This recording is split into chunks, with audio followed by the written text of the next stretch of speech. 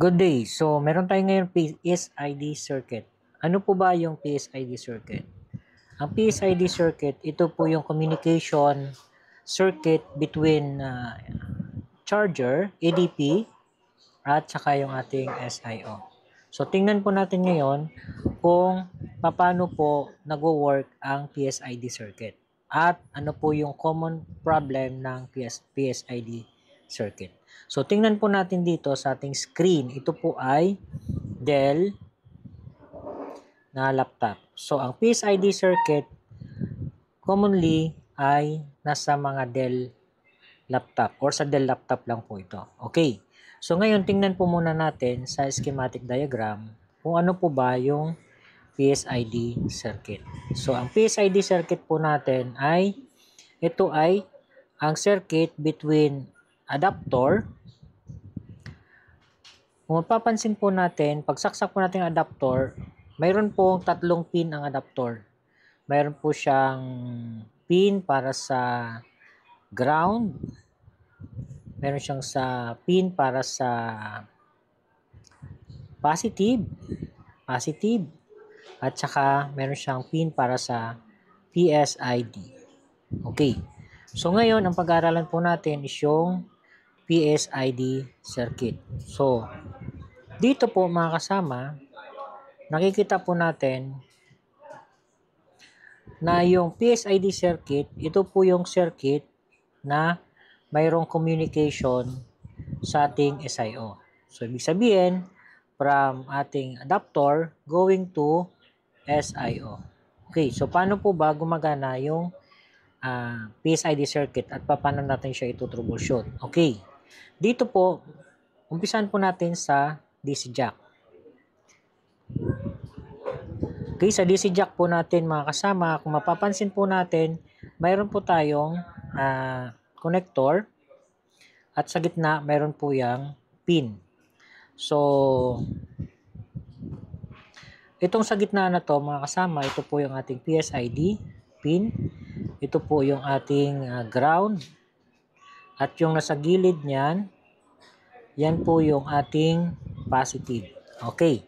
So, tatlo po yung pin. So, once na in-plug po natin dito, yung ating charger, magkakaroon po tayo ng PSID signal or communication.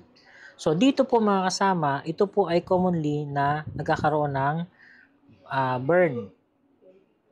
Na-burn po yung circuit na to. So, iba-ibang klase po ang sira nito. So, kung titingnan po natin, galing po dito, mayroon po tayong mapapansin na isa pong component na pwede niyang daanan. So, sa unang pyesa niya is inductor or coil. Okay? So, dadaan po yan dito. Yung second component niya ay ito pong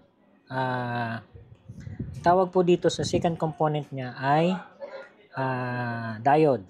Zener diode. So, hindi po lagi ay mayroon pong Zener diode. So, itong Zener diode na to, kung mapapansin nyo, meron po siyang adderate. So, ibig sabihin, yung adderate, ibig sabihin, yan po ay optional component. Ibig sabihin, although nandiyan po siya sa design, pero hindi po siya laging ginagamit. So, meron pong ginagamit, meron pong hindi ginagamit. Okay. So, ang adderate, kagaya po nito ay minsan ginagamit, minsan hindi. So, optional kung pwedeng gamitin. In this case, sa pag-aaralan po natin mga kasama, ito po yung ating second component. Okay? Next, meron po tayong other components. Ito po ay voltage divider. Ang purpose po nito is to switch itong transistor para po ito po ay pumunta rito, magkakaroon to ng tinatawag na grounding. Iga-ground niya po ito at iga-ground niya po ito. Okay? So, ipiprevent niya yung pagpasok nito. Ngayon, dahil ito po ay adderate and adderate, ito ay adderate, so, may mga laptop na wala po yung mga sumusunod. Okay? Punta tayo dito sa kanyang kasunod na component. Okay. Dito po mga kasama, mapapansin nyo siya po ay naka-aderate din. So, minsan, ito po ay present, minsan naman wala. Okay? Minsan naman po ito mga kasama. Ngayon, ito po ay diretso lang po dito. So, dito, mayroon po tayong natawag na 33 ohms na resistor. Okay? So, naka-aderate din siya. May mga design po niyan na mayroon, may design din na wala. Okay. So, dito po mga kasama, kung mapapansin po natin, ay meron po tayo ditong pull-up voltage. So, meron tayong 3 volts na pull-up voltage. Ito ay nagpo-provide ng voltage na 3 volts dito sa ating PSID line. Okay? So, ang PSID na to ay papunta na po ito sa ating SIO. Okay. Doon sa SIO, ma-establish na po yung communication between the from adapter, EDP, going to SIO. Ito po, meron po tayo ditong, sa gitna niyan ay resistor. Tapos meron tayong pull up na, ito ay 2.2K.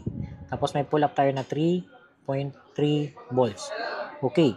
So, dito po nagaganap yung communication sa linya na to. So, dito, along the line, mayroon po tayo dyang diode. Okay, yung diode natin, yan po yung nagka-clamp ng mga ripple voltages. Okay. Ngayon po mga kasama, yun lang po yung concept ng ating PSID. So, from adapter going to SIO. Okay, meron po siyang pull up na 2.2K, 3.3 volts. Okay. So, dito nagkakaroon ng communication. Along here, mayroon ditong mga component as protection. Okay? So, commonly dito nagkakaroon ng problem. So, in this example na makikita po natin mga kasama sa motherboard, okay? So, ito pong IC na to, which is ito po yun. Tingnan natin. Let's take a look. Ito po yun. So, most of the time, this Zener diode ay nagkakaroon siya ng problem.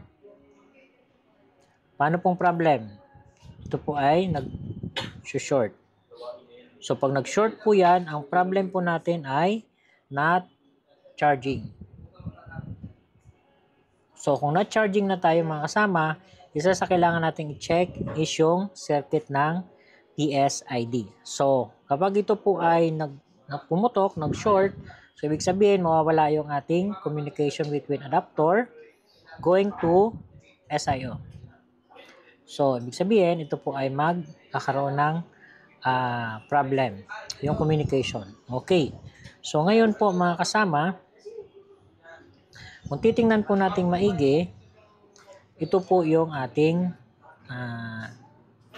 ito po ay yung ating Zener diode. Okay? So, yung Zener diode po na yan mga kasama ay yan po yung nag-cause kung bakit hindi tayo nagkaroon ng charging. Okay? So, stay tuned lang po tayo mga kasama. Magkakaroon po tayo ng additional updates about dito sa PSID circuit. Okay?